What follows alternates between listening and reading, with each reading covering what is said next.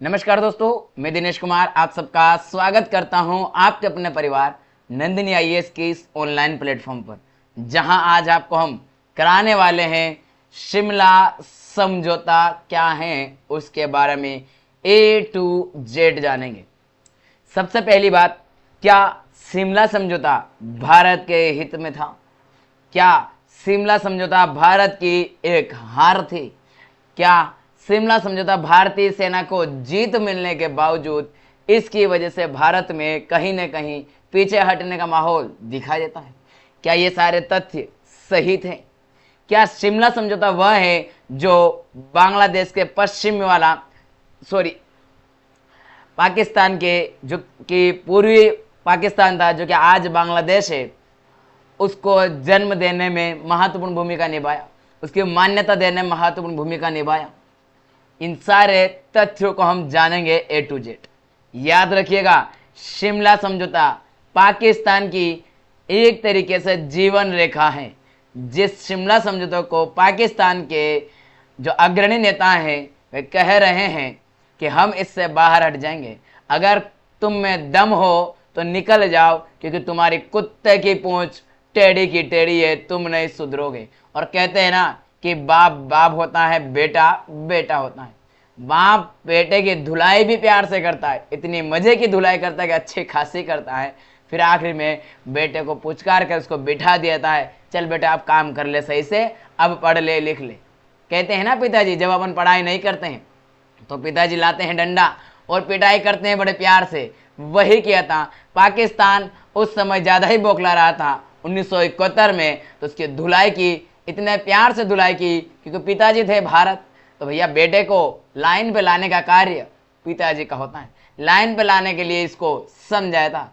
फिर इसको शिमला समझौते के माध्यम से सोचा कि चलो बेटा तो अपना ही है, क्यों ना इसको वापस दे दी जाए, इसको जो जगह जायदाद वगैरह है वो दे दी जाए, इसके बाल बच्चे हैं उनको पाल लेगा, पोस लेगा और आगे बढ़ेगा। ये भी पिताजी ने बोला चलो ठीक है देते बेचारे को, लेकिन बेटा है बिगड़ाल, कुत्ता, कुत्ते कुत्ते कुत्ते की पूंछ देखी ना, टेढ़ी होती है, ऐसी होती है ना कुत्ते की पूंछ, कुत्ते की पूंछ ऐसे होती है ना, ऐसे ही, तो वो टेढ़ी की टेढ़ी रहेगी ऊपर, तो उसको भले आप कितना ही सीधा करने का प्रयास करो नहीं होगी कभी। तो ये भी वही कुत्ता है, तो इसकी पूंछ कभी टेढ़ी की टेढ़ी रहेगी। और आपको मैं बता दूं, जब जब पाकिस्तान गर्भवती धारण कर लेता है, गर्भ धारण कर लेता है, तब तब भारत के पास आता है, क्योंकि पिताजी तो पिताजी हैं, वही तो देख रेख करते हैं ना। तो उन्होंने बोला कि भैया जी 1971 में हम पूरे 9 महीने कंप्लीट हो चुके थे, तो अब 9 महीने पूरे हो चुके थे और अब हमारा एक पुत्र होने वाला है।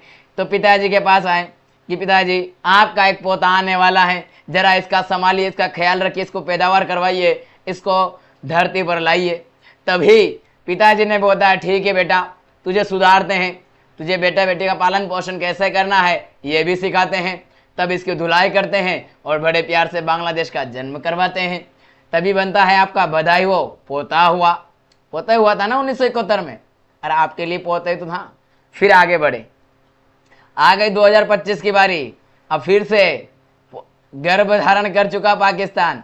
चिंता मत करो, बहुत जल्द एक और आपके लिए पोता आने वाला है, तो आप फिर से दादा बनने वाले हो, आपको फिर से दादाजी कहने वाला एक और आने वाला है। एक या दो भी हो सकता है, इस बार जुड़वा भी हो सकते हैं।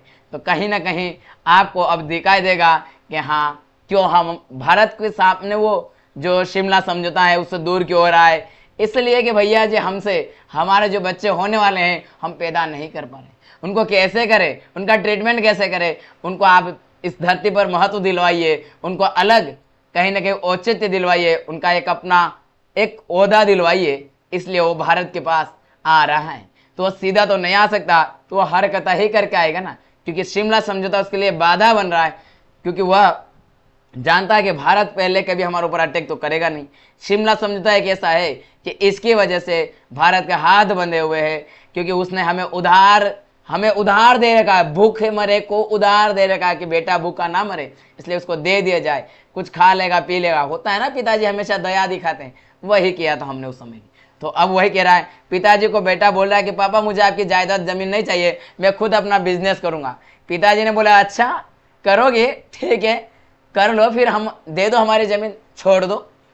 यही बात आएगी ना आखिर में पिताजी से, तो वही बात आएगी। अब देखिए जरा, तो ये सारी कहानी जो हमने पढ़ी है, जो बताई मैंने आपको, पिताजी और बेटा, दादा दादी, ये सब एक भारत और बांग्लादेश और पाकिस्तान, इनकी पूरी कहानी है।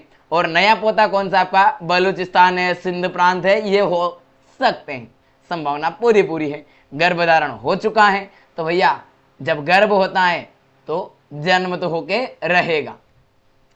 चलिए अब करते हैं हम आज के शिमला समझौते की शुरुआत। देखते हैं कि यह जो शिमला समझौता है किन किन देशों के बीच में, तो भारत और पाकिस्तान के बीच 2 जुलाई 1972 को हुआ था।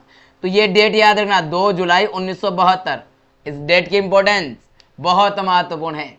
याद रखना, कहीं कहीं 2 जुलाई मिलेगा तो कहीं कहीं आपको 3 जुलाई मिलेगा। लेकिन एक बात तो तय है, आपको 3 जुलाई नहीं लगाना है, आपको 2 जुलाई ही लगाना है, क्योंकि ऑफिशियली डेट 2 जुलाई है। 3 क्यों नहीं है, 3 क्यों बोला जाता है फिर, क्योंकि ये जो 2 तारीख है, यह नाइट की, रात्रि की बातें, इस समझौते में जो बातें हुई थी वो रात्रि के समय हुई थी, इसलिए इसको कभी कभी 3 जुलाई बोल दिया जाता है, परंतु पूर्णतः यह 2 जुलाई की है। और यह समझौता हुआ कहाँ था, तो भारत के हिमाचल प्रदेश की राजधानी शिमला के अंदर हुआ था, इसलिए इसको शिमला समझौता कहा जाता है। चलिए अब आगे देखते हैं क्या था भैया। 1971 में भारत और पाकिस्तान के बीच युद्ध हुआ था, और उस युद्ध के में अंदर पाकिस्तान को करारी हार का सामना करना पड़ा। और हार तो हुई जो हुई, वह हार इतने खतरनाक थी कि बधाई हो भारतवासी हो, आपके लिए पोता भी आ गया है, अब आपको दादाजी कहने वाला भी आ गया है, बेटे ने अपना पितृत्व धर्म का वहन कर लिया है। पितृत्व धर्म बोले तो पितृत्व धर्म उसको कहा जाता है जो हमारे पुरुषत्व में चलते हैं आगे, जहाँ पर हम जो बेटा होता है वो छोटा होता है, फिर थोड़ा बड़ा, फिर बड़ा, ऐसे चल के इसी अवस्था में एक होता है कि आपको अपना वंशज को भी आगे बढ़ाना होता है, ये भी आपका पितृत्व धर्म होता है। तो पाकिस्तान ने पितृत्व धर्म का वहन किया है। अब बारी है कि पितृत्व धर्म को दोबारा दोहराने का प्रयास कर रहा है, क्योंकि वो कह रहा है कि अभी मैं छोटा बच्चा हूं, अभी मुझे और भी पितृत्व धर्म का वहन करना है, तो क्या करूं पिताजी, मुझे समझाइए, मेरा समझ नहीं आ रही है। तो फिर से वो लाठी खाने के प्रयास में है। कहते हैं ना कि लाठी ना खाएं, कि लातों को भेद, जो लातों के जो मानने वाले व्यक्ति बातों से कभी नहीं मानते हैं, वही बात है भैया, हमारा पाकिस्तान बेटा ही है, यही बोलेंगे हमारा पाकिस्तान किसी और का थोड़ी है, हमारा बेटा है। तो बेटा तो अपने होता है, भले कैसे उसको धुलाई करो और प्यार से वापस मान जाएगा। प्यार से कभी नहीं मानता बेटा, बिगड़ाल होता है, याद रखना। हाँ, लाड प्यार जो किया था आपने, तो लाड प्यार किया 1971 में, बिगड़ गया, फिर से उसकी पिटाई करना पड़ेगी, तभी तो आएगा ना। चलिए, इस समझौते के बाद भारत ने, तो यहाँ पर बांग्लादेश हुआ था, उदय हुआ। भारत ने के जो तत्कालीन प्रधानमंत्री थे समझौते में, कौन थी प्रधानमंत्री, श्रीमती इंदिरा गांधी जी। तो उन्होंने कहा, क्या कहा इंदिरा गांधी जी ने, कि ठीक है भैया जी, अब जो बांग्लादेश है अपना बेटा है, भारत में विचार विमर्श हुआ, बेटा है बेचारा, क्या करे। तो इंदिरा गांधी जी थी, तो उन्होंने बोला कि ठीक है, अब अपना तो कर्तव्य है बेटे को अच्छे से लालन पालन करना, अच्छा सिखाना, तो बेटे को अच्छा सिखाने के लिए उसको दान दे दिया। चल बेटा तू जो है ना, ये वहाँ को खेत को टुकड़ो है नहीं, वो अपना खेत का जो थोड़ा बहुत हिस्सा रहता है, उसमें पिताजी क्या करते हैं, अपने बेटे को देते हैं और कहते हैं तो इसमें खेती करना, अपना लालन पालन करना, इसमें पलना पूछना और अपने परिवार को चलाना, इसलिए दिया जाता है। और पाकिस्तान की तरफ से आते हैं कौन, तत्कालीन राष्ट्रपति। देखिए, वहां के राष्ट्रपति और भारत के प्रधानमंत्री बीच में समझौता होता है, जुल्फिकार अली भुट्टो ने हस्ताक्षर किए थे। तो भुट्टो साहब जो हैं, ये वहां के क्या थे, राष्ट्रपति थे, यानी कि पाकिस्तान के राष्ट्रपति अली भुट्टो जो है जुल्फिकार, इन्होंने साइन किए थे। और भारत के प्रधानमंत्री उस समय कौन थी, इंदिरा गांधी जी थी, जो भारत की अभी तक की एकमात्र महिला स्वतंत्रता के बाद प्रधानमंत्री के पद पर विराजमान रही है, इन्हीं के शीर्ष पर है अभी तक विराजमान। इसके बाद में हम बात करते हैं, ये युद्ध जो हुआ था इसकी पृष्ठभूमि क्या थी, और ये जो समझौता हुआ था शिमला समझौता, इसकी पूरी पृष्ठभूमि क्या है, वह हमारे लिए अति महत्वपूर्ण है। 1971 में भारत और पाकिस्तान के बीच एक बड़ा ही सैन्य संघर्ष हुआ। जिसमें कहीं ना कहीं पाकिस्तान को करारी हार मिली। और यह पूरे विश्व में इस तरीके की हार, यह पहली हार थी पूरे विश्व में जो कि इस तरीके से इतना बड़ा सैन्य समर्पण हुआ था। इतनी बड़ी सेना एक साथ शरणार्थी के रूप में आपके समक्ष आ गई, एक साथ इस तरीके से कि आपके कैद में आ गई, घुटने के बल बैठ गई। वह समर्पण था बांग्लादेश का। यह पूरे विश्व में इस तरीके का पहला मामला है। अभी तक की बात कर रहा हूं मैं, चाहे विश्व वार वगैरह सब कुछ देख लीजिए आप, उसमें इस तरीके से किसी ने समर्पण नहीं किया जिस तरीके से 1971 में पाकिस्तान ने भारत के सामने घुटनों के बल चला था। और फिर भी एक इसी बात पर मैं बताऊं अगर आपको, तो शिमला समझौता में फिर भी पाकिस्तान के लिए भारत ने क्या क्या नहीं किया वह भी देखिए जरा आप। पाकिस्तान ने क्या क्या नहीं किया, पाकिस्तान के लिए भारत ने हर एक वो कृत्य किए जहां वो कर सकता था।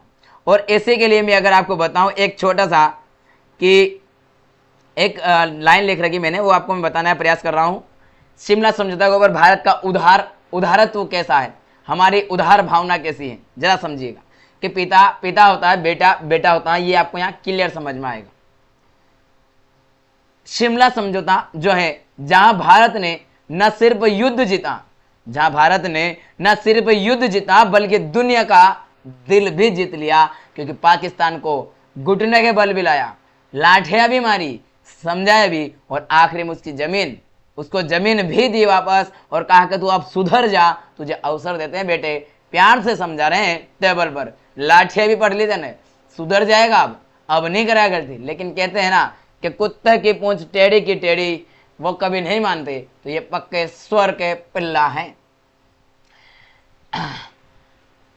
आइए, पाकिस्तान इसमें जो है, इसके मुख्य कारण पूर्वी पाकिस्तान, अरे है कहाँ पाकिस्तान वालों, आप कहते हैं कि हम मुल्क के लिए कुछ भी कर सकते हैं, तो भैया जी आप कहाँ गए थे 1971 में कुछ भी करने वाले, जब विश्व के मैप में 1971 तक पाकिस्तान दो हुआ करते थे, पूर्वी पाकिस्तान, पश्चिमी पाकिस्तान।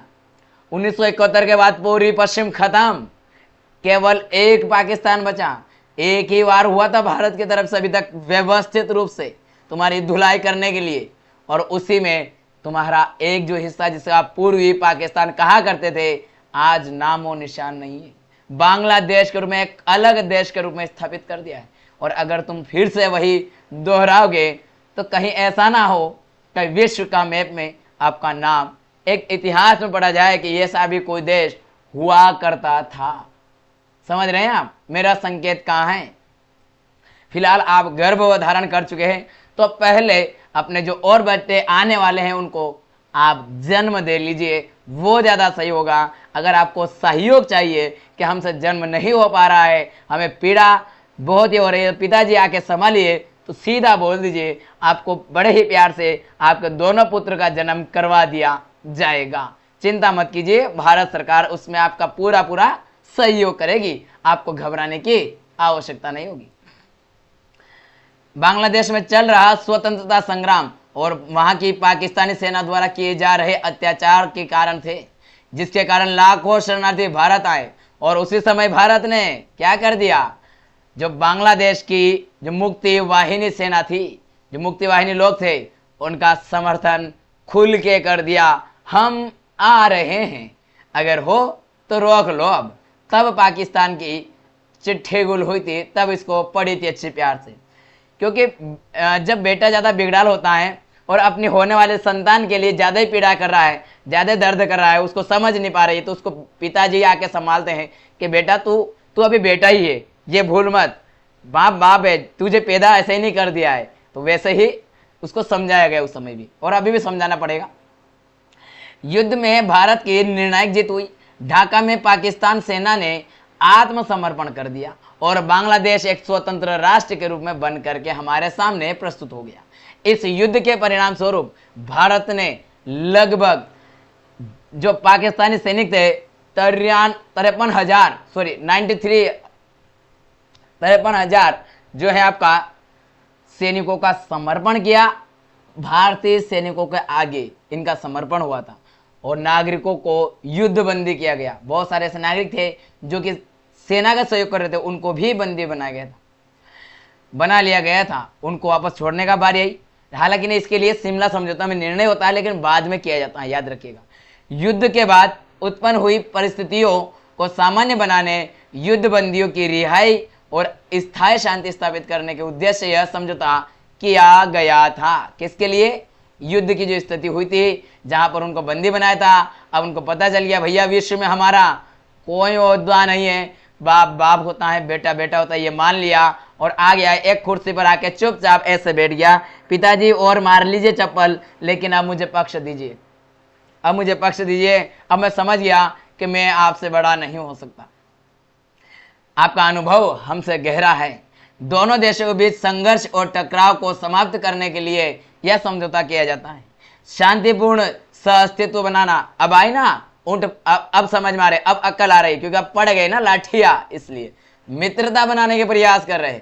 पड़ोसियों से अच्छी बातें करेंगे, पड़ोसियों की भांति रहेंगे, जैसे अच्छे संबंध की नींव रखने का प्रयास करेंगे दोनों देश।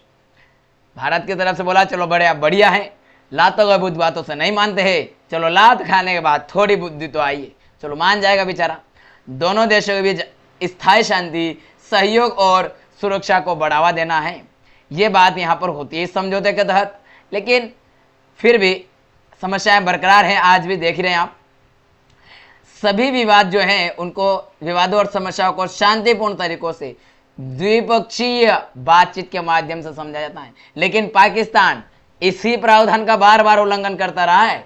हर बार कश्मीर के मुद्दे को तीसरे किसी न किसी पक्ष को लाता रहता है और भारत हमेशा कहता है शिमला समझौता के तहत यह द्विपक्षीय मामला है, समझ जा, क्यों तू उल्लंघन कर रहा, नहीं तो फिर तेरे सैनिक वगैरह सब वापस कैदी बन जाएंगे और मार खाएगा फिर से लाठियां, नहीं मानेगा तू। एक दूसरे की क्षेत्रीय अखंडता और संप्रभुता का सम्मान करेंगे। समझौता के प्रमुख प्रावधान कौन से है या सिद्धांत कौन से, यही महत्वपूर्ण है जो मैं बताने जा रहा हूं, ये अति महत्वपूर्ण है। यूपीएससी यहां से आपसे प्रश्न निश्चित रूप से पूछेगी। देखिए अभी तक हमने पूरी कहानी के बेस में पढ़ रहे थे, लेकिन अब जो पढ़ने जा रहे हैं वो सब हमारे लिए क्या है, हमारी एग्जाम के लिए अति महत्वपूर्ण कंटेंट है। द्विपक्षीय समाधान, दोनों देश अपने सभी मतभेदों को शांतिपूर्ण तरीकों से केवल द्विपक्षीय वार्ता के माध्यम से हल करेंगे। वे किसी तीसरे पक्ष के हस्तक्षेप या मध्यस्थता की मांग नहीं करेंगे। यह प्रावधान विशेष रूप से कश्मीर के मुद्दों पर लाया गया था। बताइए जरा, जो प्रावधान जिसके मुद्दे पर लाया गया उसी में सबसे पहले कहा जाता है पाकिस्तान हमेशा विश्व में किसी न किसी तीसरे पक्ष को बुलाने का प्रयास करता है। बल का प्रयोग का त्याग करेंगे। दोनों देश संयुक्त राष्ट्र के जो चार्टर के सिद्धांत दिए गए उसके अनुसार एक दूसरे की क्षेत्रीय अखंडता और राजनीतिक स्वतंत्रता के खिलाफ बल का प्रयोग की धमकी या प्रयोग करने से बचेंगे। परमाणु हथियार है तुम्हारे पास, अभी धमकी दे रहे हो ना, क्या कर लोगे उन पाव भाव भर के परमाणु हथियारों का? हमारे पास क्या यूं ही रखें क्या? आप भारत के मान लीजिए थोड़े से हिस्सा में जाके परमाणु का ही करोगे, भारत वहां से आपका पूरा ही नक्शा खत्म कर सकता है, ये भूलो मत, ये भूलिए मत। खैर, नियंत्रण रेखा एलओसी, ये देने आपके एलओसी। अगर आप कह रहे हो शिमला समझौता नहीं, हम रद्द करते हैं, तो हम भी कहते हैं आपको, भारत सरकार कहेगी सही, लेकिन हम हमारी ओर से पहले कह सकते हैं क्योंकि हमारे देश में लोकतंत्र चलता है। आपको खुल के बोल रहे, भारत सरकार भी चुप नहीं रहेगी। अगर आपने खत्म कर दिया, सब हट गया ना, तो एलओसी है ही नहीं। एलओसी है कहाँ? भारत की अपनी जो सीमा निर्धारित है विश्व में पहले से, वहां पर जाएंगे, वहां से अब हमारी सेना गश्त लगाएगी, एलओसी पर नहीं रुकेगी। और वहां भी क्यों? अरे हमने लाहौर तक हमारी सेना थी 1971 में, तो लाहौर तक भारतीय तिरंगा लहराएगा। फिर क्या करोगे तुम? तुम्हारा लाहौर भी तुम्हारा हाथ से चला जाएगा। बेटा मान जाओ, बाप है, पिता है, सहन कर रहे हैं, अभी शांत है, तो इसका मतलब ये मत समझो कि पिताजी कुछ कह नहीं रहे। पिताजी अपनी गहराई, अपने अनुभव को जानते हैं कि बेटा अभी बकलोलबाजी कर रहा है, थोड़ा बकलोया हुआ है, इसको 2000 चांटे पड़ेंगे, अपने आप चुप हो जाएगा। जम्मू और कश्मीर को 17 दिसंबर 1971 की युद्ध विराम रेखा, जिसे नियंत्रण रेखा कहते हैं, यानी कि एलओसी के रूप में जाना जाता है, के रूप में मान्यता दी गई। दोनों पक्ष इस रेखा का सम्मान करने और इसे एक तरफा रूप से बदलने की कोशिश नहीं करेंगे, चाहे उनकी जो मान्यताएं हैं वह कुछ भी हो सकती है। जैसे भारत की अपनी मान्यता है, उनकी अपनी मान्यता है पाकिस्तान वालों की, लेकिन फिर भी हम LOC की ही मान्यताओं को मान करके चलते हैं इस समझौते के अंतर्गत। सेनाओं की वापसी, ये जो बात है ये महत्वपूर्ण है। दोनों देश इस बात पर सहमत हुए कि वे अपनी अपनी सेनाओं को अपनी अंतर्राष्ट्रीय सीमाओं पर वापस बुला लेंगे। ये बताओ, तुम्हारी सेना भारत के अंदर आई कब थी? तुम्हारी सेना भारत के अंदर आई कब थी? भारत ने तो धुलाई कर करके तुम्हारी सेनाओं को तुम्हारे ही कब्जे से बाहर लाहौर में जाकर बैठी थी। इसमें तो लॉस भारत सरकार का था, भारत का था। लेकिन कहते हैं ना कि पिताजी हमेशा बेटे के लिए लॉस झेल लेते हैं, वही किया था उस समय भी कि जा जी ले बेटा। संबंधों की बहाली, दोनों देश धीरे धीरे संचार को बढ़ावा देंगे, डाक सर्विस को बढ़ावा देंगे, तार, समुद्री, भूमि जांच सीमा चौकियों सहित और हवाई संपर्क, यात्रा सुविधाएं, व्यापार और आर्थिक सहयोग, विज्ञान और संस्कृति में आदान प्रदान जैसे संबंधों को सामान्य बनाने की दिशा में कदम उठाएंगे। ये तत्काल नहीं करेंगे, धीरे धीरे करेंगे। इसके बाद में युद्ध में बंदी बनाए गए उनकी बात आई, ये महत्वपूर्ण थी।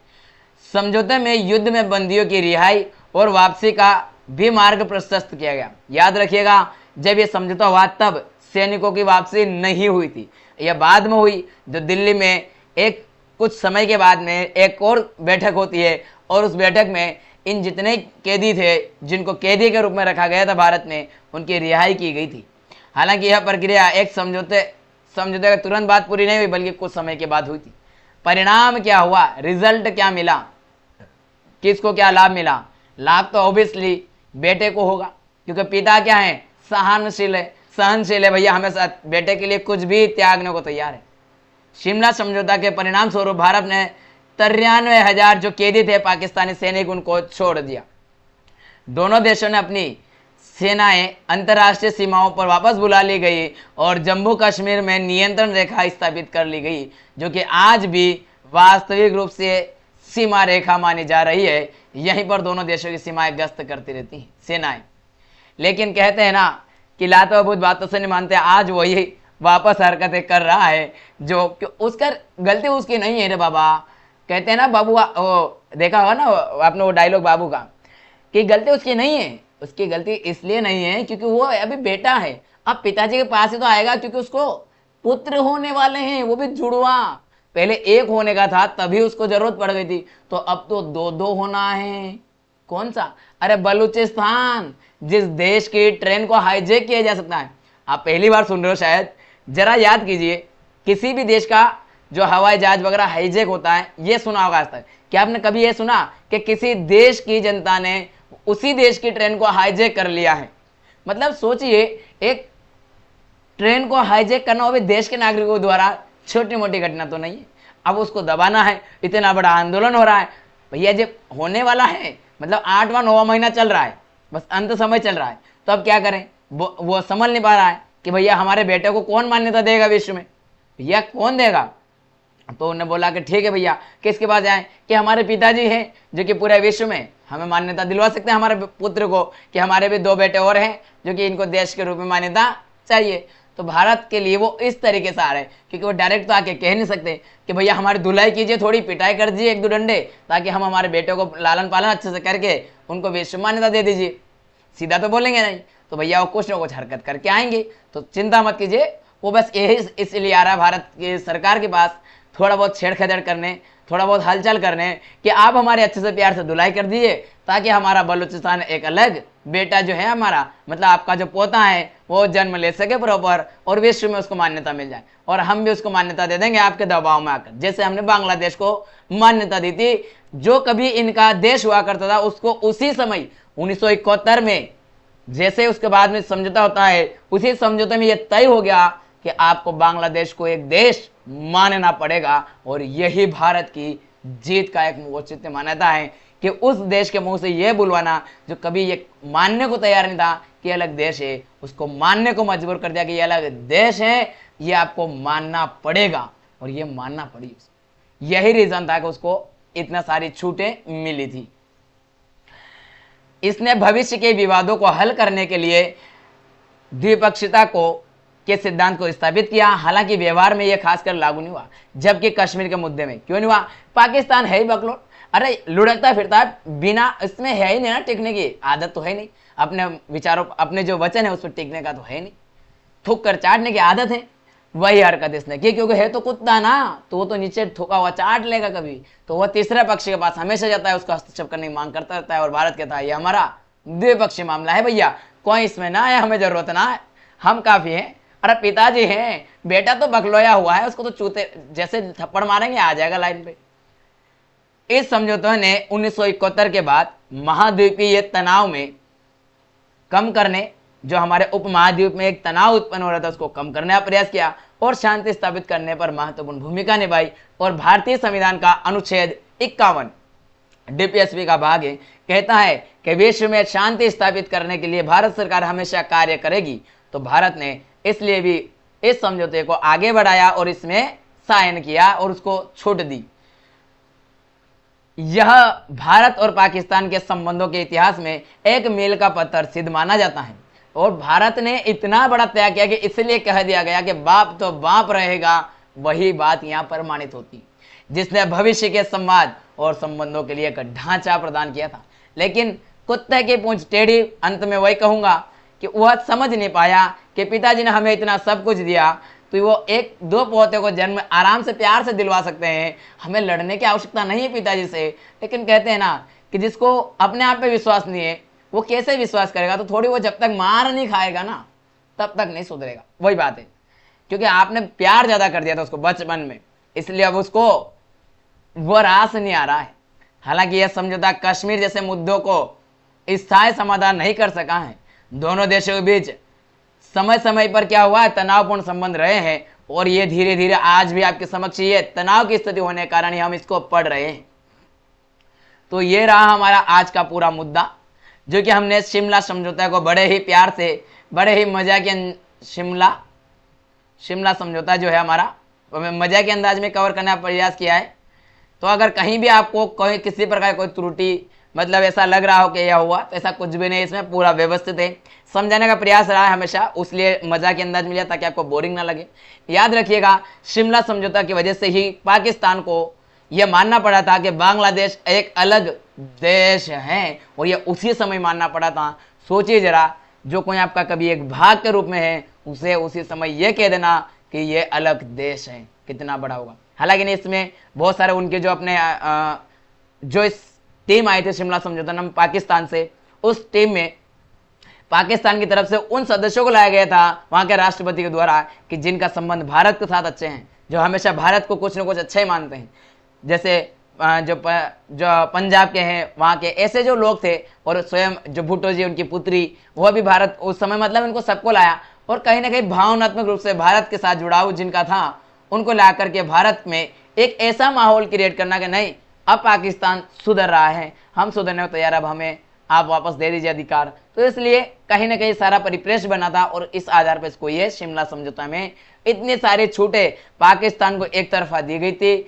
और इसलिए भी कि हमारा उदारवाद, हमारा ये कहना कि हमने जीत दर्ज कर ली, और हमने एक तरफा नहीं बल्कि पूरे विश्व में एक जीत दर्ज की कि इतना बड़ा जीता हुआ क्षेत्र त्यागने के अगर किसी में काबिल है तो उसका केवल और केवल पूरे विश्व में किसी का उदाहरण दिया जाएगा तो भारत का होगा, और वह आज भी है और दिया जाता है। तो ये रहा शिमला समझौता। और अंत में यही कहूंगा, दो लाइन और है जिसके लिए कि भारत ने शिमला समझौते से दुनिया को दिखा दिया कि असली ताकत हथियारों में नहीं है, असली ताकत हथियारों में नहीं है, शांति की पहल करने में ही होती है। यही भारत की एक कूटनीति है, हमेशा चाहता है पूरे विश्व में शांति बनी रहे, और हम हमेशा इसी और आगे बढ़ते हैं और बढ़ते रहेंगे। चिंता मत कीजिए, तुम्हें फिर से जरूरत है पिताजी की, तैयार है तुम्हारे। और जरा जो भी इस वीडियो को देख रहे हैं जरा सुन लीजिए, बहुत जल्द आपको एक खुश खबर मिलने वाली है कि बधाई हो, आपके 2 पोते और हो गए हैं। अब आपको दादाजी कहने वाला एक नहीं 3 होंगे। तो जरा इंतजार रखिए खुशखबरी के लिए, पटाखे खरीद के रखिए पटाखे फोड़ने के लिए। तो चलिए मिलेंगे अगले सेशन में, तब तक के लिए जय हिंद जय भारत।